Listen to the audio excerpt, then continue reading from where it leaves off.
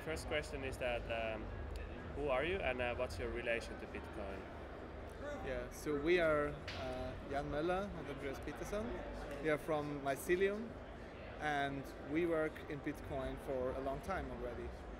Yeah, so I think that both of us started in Bitcoin like 3 years ago, and we've been doing various projects. And then, 1.5 years ago, we went together and started doing Mycelium. What do you think of the conference so far? I think it has been amazing. It has been, everything has been working great. All the people here are friendly, and there's so much stuff happening, so many people to talk to. I can really, my voice is not really good anymore because I've been talking to hundreds of people, and my general impression is that everybody is excited, working on different interesting projects. So I think it's been a blast, really.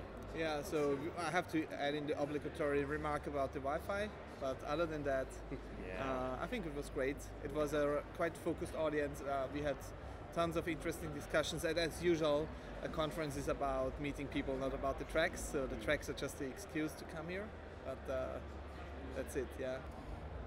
What's your opinion on the status of Bitcoin right now, how it is? Yeah. So if we were talking about a lot of bad stuff happened back in February. Mt. Gox went bust, and it affected a lot of people, and that's very, very unfortunate. I think that since then we have seen it has been really slow since then. We can see that in the adoption of our users, it's not been as steep as it is normally.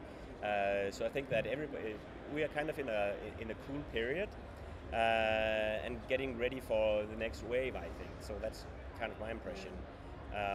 But when you see the floor here with all the people, there's so much excitement about it, and I think that everybody's basically busy making great things and preparing, for the future.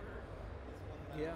So I think also that Bitcoin is entering a stage where investors treat it extremely serious, especially getting into some of the Bitcoin companies, and the typical adoption curve about merchants and end users just continues. I think we have a phase in Bitcoin where it's a no-brainer for many companies to accept Bitcoin in their online shops and also in some of the offline locations. So that is really something that is not a question of do I want to do it, just how much effort is it to do it, and normally it should be worth the effort. That is what I perceive right now. All right. I think I agree that the Bitcoin is in kind of a cool period, but I think that it's the next wave will come soon, and I'm pretty sure about that.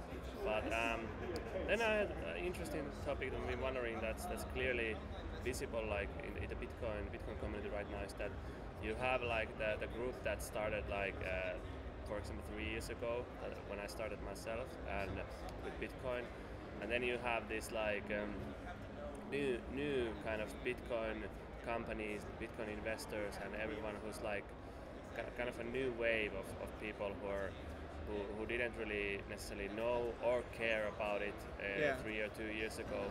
So it's kind of there's different motivations and different kind of things going on. What's your opinion on all of that? Yeah. So my opinion here is that the way people used to work with Bitcoin 3 years ago was for different motivations than they do it today sometimes. And some of the new startup companies that are coming to space think that a mainstream audience is the primary goal of Bitcoin, and maybe they are making a mistake here. I'm not so sure about that. So we ourselves, we target relatively simple users who want to use Bitcoin, but they have some intrinsic motivation to come there in the first place. So I'm not so sure if it's possible to use Bitcoin without being aware of the functioning of the network and so on, because eventually you'll have a problem, and then that's not good, right? So I also think that if we look 3 years back, then all the companies were so-called companies. So it was basically a geek in the basement of his mother's apartment or something, right? Doing some project and then calling it a company and having maybe some pictures from a website and use that. So the new startups are, I think, much more professional. There's more funding behind them. They can hire, real developers, maybe also afford some marketing and such. While before it was more geeks in basements, I think. So that's kind of a difference. Yeah. Yeah. What do you think about the issue? Like, because personally, if we talk about the politics of Bitcoin, kind of, I'm only care that the protocol stays non-political, kind of. That's like. Otherwise, I think companies can have different kind of, like, they can target like the mainstream. They can target other things. That's fine, but like, do you see any risk that the development of the core could become like kind of that there could be some kind of centralized control or at least kind of Yeah. So basically, there are many different businesses trying to do something here in Bitcoin, and some of them are doing more centralized things like Coinbase and now also Circle, and it's kind of a different. It's not the original Bitcoin idea that you should have your money in a central place and stuff, but maybe that's a good way to get people kind of interested in Bitcoin, so they can kind of get the feet wet and try something out. So for myself, I'm back from the kind of, let's say, old days. I want to keep my private keys private, and to many new users, it's probably hard to really understand what is a private key and all that stuff. So either they would use some of the companies that try to centralize things, or we will have to provide some tools and mechanisms to make it easy to be your own bank. And making security easy is very hard, really. Yeah. So the thing is, with Bitcoin, many people now first solve the classical private public key cryptography problem for themselves. So they are now able to generate a private key in a secure way and use it on your desktop, on their mobile phone, and so on. And if we have solved that problem for many people, there are many other exciting applications that you can build on top of that. It would be a shame if this possibility went away with the sort of third parties that hold your keys for you. My take on that is that I kind of agree with the fact that you first it kind of makes sense to have these. It's like a gateway from the traditional way of doing things to the Bitcoin way of doing things, and the Bitcoin way of doing things is like, it can be difficult if you go all the way, like you do everything yourself and so on.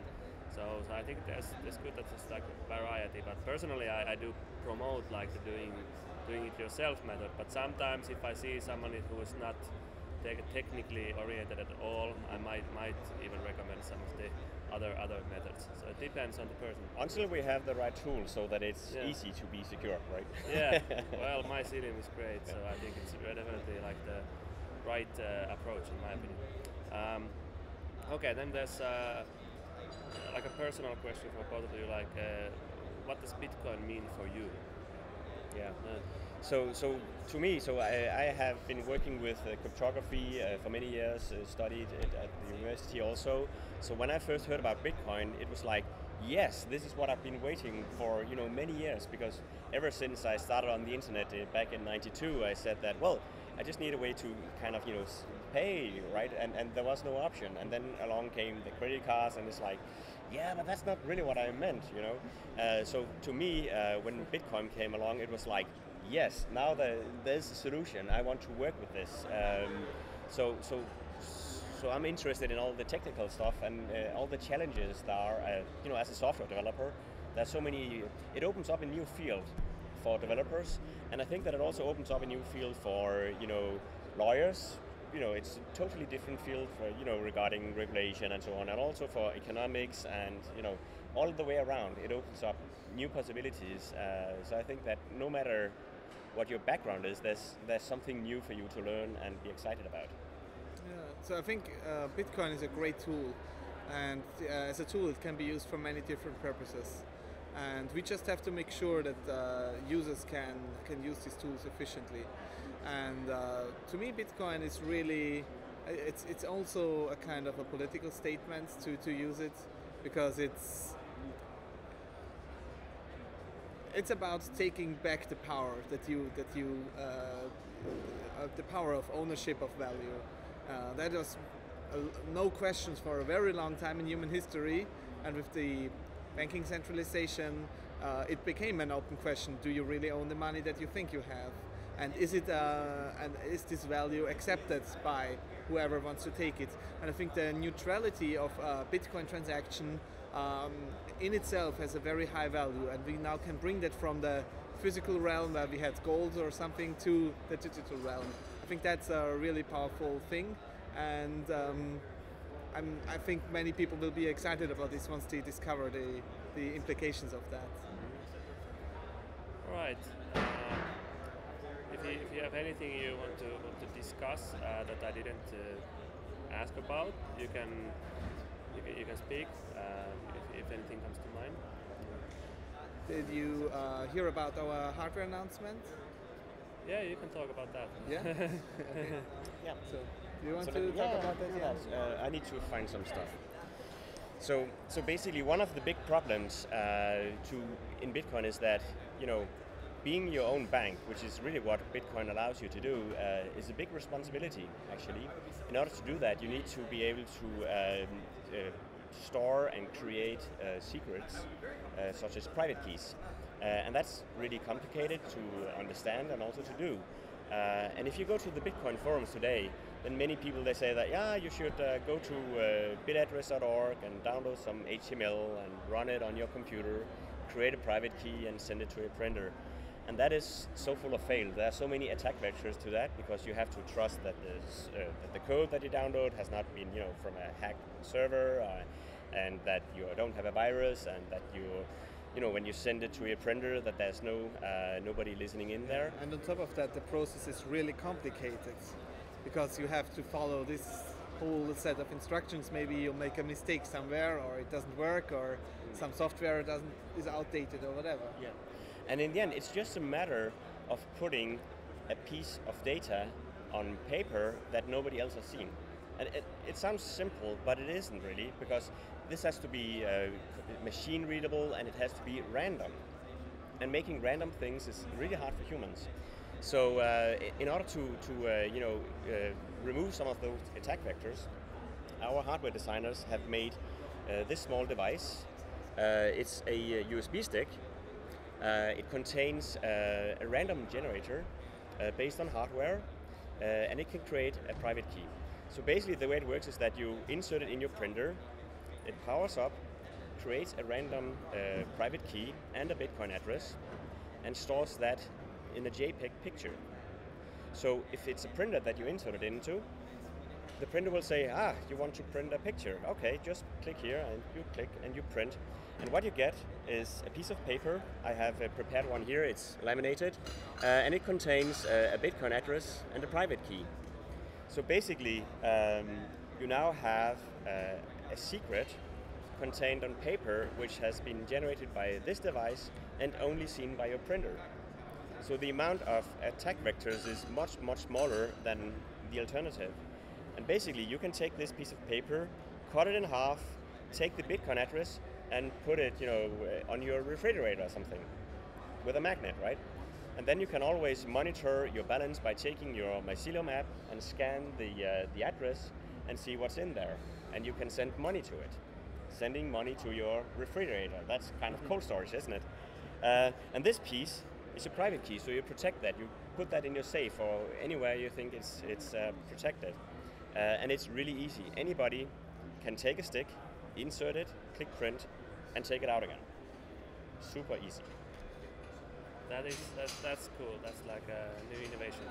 I think that finally I can recommend everyone to try the Mycelium products, especially the Android Mycelium wallet.